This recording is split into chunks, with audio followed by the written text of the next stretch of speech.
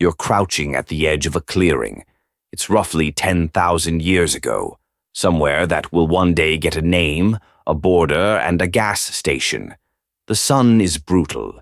Your feet are cracked. Your back hurts in ways that don't have names yet because the concept of a doctor is still about 9,000 years away. There's a plant in front of you. You've seen it before. Your mother stepped around it. Her mother stepped around it. But today, something is different. Maybe hunger, maybe desperation, maybe the specific stupidity of being 32 years old and still alive on pure stubbornness. So you eat it. And then nothing happens. And then everything happens. The pain doesn't leave exactly, it just moves. Somewhere further down the hall, into another room, happening to someone who isn't quite you anymore. The world goes soft at the edges. Your breathing slows. You sit down in the dirt, and for the first time in longer than you can remember, you feel, inexplicably, fine. You have no word for this, no framework, no explanation. All you know is two things. You need to remember exactly where this plant grows, and, somewhere underneath the relief, very quiet, you understand that anything this powerful can probably kill you just as easily. Hold on to that second thought. Because this may be the story of one of the first drugs in human history, and it goes nothing like you think. Here's why it's worth getting right. This isn't ancient history in the way that phrase usually shrugs things off, a curiosity from a world too strange to touch yours. The chain from that clearing to you is unbroken. Every pill in your bathroom cabinet traces its family tree back to a human who had no cabinet, no doctor, no pharmacy, no clinical trial, and no idea what a molecule even was, and figured it out anyway. So picture your life with none of it. No antibiotics, no anesthesia, no germ theory, no concept that invisible things crawl into your body and switch it off. You break your arm, maybe fatal.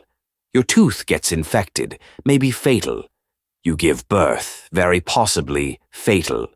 A fever climbs past 104 and just stays there, almost certainly fatal. In this world, pain isn't an annoyance. Pain is the alarm that goes off right before you die, and you have no reliable way to shut it off. If even one of your direct ancestors had lost that fight, one infected cut, one bad birth, one fever that spiraled, you would not be here. You'd simply never have existed. So the pressure to find something, anything, that pushed pain away wasn't a hobby. It was the whole game. And it had been the whole game for a very, very long time. And here's the part that should sit a little uneasy with you. One of the powers you're about to meet is killing people right now, in your lifetime, in your country, for the exact same reason it once saved your ancestors. Same plant, same promise. We'll get there. So let's start from the very beginning. Because the real story is older and stranger than you'd guess. Most people picture an accident. Some unlucky ancestor face plants into a patch of poppies, gets a nose full of pollen, and spends the afternoon grinning at clouds. The origin of all medicine as a prehistoric comedy sketch. Oops. Hi now. Science discovered. But that's not what the evidence shows, not even close. Because the first humans who reached for these plants on purpose weren't chasing a good time. They were solving a problem, and the problem was dying. And here's the part nobody tells you, the genuinely strange part. When you ate that plant back in the clearing, you weren't putting something alien into your body. You were turning up a volume knob that was already there. Your brain is full of locks that these plants happen to be keys for. You've got a whole network. Think of it as your built-in calm system, studded with receptors that respond to the compounds in cannabis. Here's the wild bit. You didn't grow those receptors because of the plant. The plant grew its compounds to fit receptors you already had. They'd been sitting in your nervous system for hundreds of millions of years, quietly running your pain, your mood, your memory, your appetite. The plant just learned to pick the lock. Same story with the poppy. You carry receptors built for your own painkillers, the stuff that floods you when you run, or survive something terrifying, or get held by someone you trust. The poppy makes morphine, a key cut on a completely different machine that slides into your lock anyway and turns. Think about that for a second. The chemistry was already inside you. The plant just found it, which is probably why it hit so hard, and why, once you'd felt it, you were never going to forget where it grew. Evolution spent 500 million years installing the wiring. A weed wandered up and flipped the switch. Honestly, your nervous system never stood a chance. But that's exactly where the real danger begins, because the same power that carries your pain into the next room can stop your breathing in that room entirely, and the line between those two outcomes is just one thing: the amount. The ancient Greeks had a word for this that we've mostly forgotten: pharmakon. It meant remedy. It also meant poison. The same word, and not by accident, because they'd understood something we keep having to relearn the hard way. There is no such thing as a plant that only heals. There's a dose that saves you and a dose that ends you, and finding the gap between them was the entire job. So picture being the person whose job that was. You're not some guy getting recreationally high at a party. You're an apprentice, standing beside the one elder in your group who actually knows the plants. They hand you bark peeled from a willow tree and tell you to chew it when the fever comes. And it works. The ache softens, the heat breaks, and you have no idea you've just met the molecule the entire planet will one day call aspirin. You only know that it works. Then they show you the next plant. This one looks almost identical, and this one stops a heart, and one day you watch it happen. An old woman folded up with pain, and someone gives her just a little too much of the right plant, trying to help, trying to be kind, and her breathing slows and softens and slows, and then simply doesn't start again. No blood, no struggle. The most peaceful death you have ever seen, caused by the exact gift that, in a smaller amount, would have let her sleep through the night. That is the lesson that gets burned into you and never leaves. The mercy and the killing are the same substance. Only the amount decides which one you're holding. That was the curriculum. Get it right, you're a healer. Get it wrong, and the person you were trying to save dies in front of you. And there's a decent chance their family decides that's your fault, and you don't see the next sunrise either. The stakes of being wrong were total, and yet somebody, in every single generation, kept walking up to the next unknown plant and finding out. Not because they were fearless. Because the alternative was watching the people they loved die with their hands empty. Now watch what happens when one of these powers finally gets a name. The earliest solid evidence of people farming the opium poppy lands around 5,500 years ago, around the eastern Mediterranean and the Middle East. The Sumerians left a sign for it that often gets translated as the joy plant, which makes it sound like they were having an absolute blast. But look at what they actually did with it. Pain relief, sleep, medicine. Handed out, mostly, by people who were healer and priest in the same body, because the one who understood the plants and the one who spoke to the unseen world weren't two people. Same job, same hands, same terrifying authority. Imagine your pharmacist also being the person who decides whether your soul makes it into the afterlife. You would be remarkably polite at the counter. And the joy plant is the pharmakon in its purest form. It takes your agony and walks it gently out of the room, and it can take everything else along with it: your hunger, your fear, your will, your need for anything except the next dose. The Sumerians were sitting at the very first edge of a bargain humanity has been re-signing ever since. The thing that saves you and the thing that owns you can be the exact same thing. Hold on to that one too. It comes back, which brings us to the power you've definitely met yourself: alcohol. Fermentation is ancient. We found residue from fermented drinks in pottery going back around 9,000 years. But here's what most people get wrong. Early alcohol wasn't a party. It was safety equipment. Your water, in plenty of the ancient world, was actively trying to kill you. Rivers and wells loaded with the bacteria behind dysentery and cholera, the kind of thing that could empty you out in days. A fermented drink, acidic and a little alcoholic, was often the safer thing in the cup. It carried calories. It kept. Early beer was closer to a thick grain porridge than a cold lager, and it lasted a lot longer than the grain it came from. The buzz was a side effect. And then, and this is the human part, the buzz stopped being a side effect, because you are extremely good at noticing what makes you feel better, and even better at justifying more of it. Pharmakon again.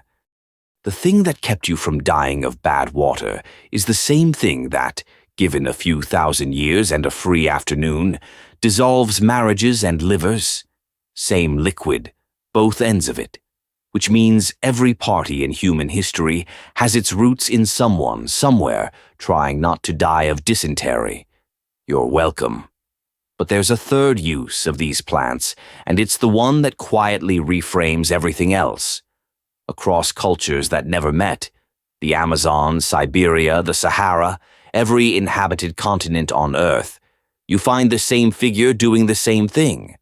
The shaman, the healer, and they're not taking the plant to feel good, or even, strictly, to feel less. They're taking it to go somewhere. Because in their world there was no wall between the body and the spirit. Disease wasn't bacteria. It was imbalance, a broken bond with the dead, an offended force you couldn't see. So healing the body and seeing the unseen weren't two problems. They were one problem. And the plant was the tool that opened the door. You can argue all day about whether anything was actually on the other side of that door. That's a different video. What you can't argue is that these people were dead serious. This was not play. It was the single most important work the whole group had, and it sets up the thing this entire story has been hiding from you. Because here's the question that should be bothering you by now. No writing, no chemistry, no way to even record a dose. So how, across tens of thousands of years through ice ages and migrations, with the difference between medicine and death measured in a pinch of powder, did any of this knowledge survive at all? Here's the answer. And it's the strangest thing in the whole story. It survived as ritual. That's it. That's the secret the clearing was pointing at the entire time. Every ceremony, every initiation, every carefully staged encounter where an elder handed a younger person a plant, that was never mysticism for its own sake. That was a database. The exact setting, the exact dose, the guide who had to be present.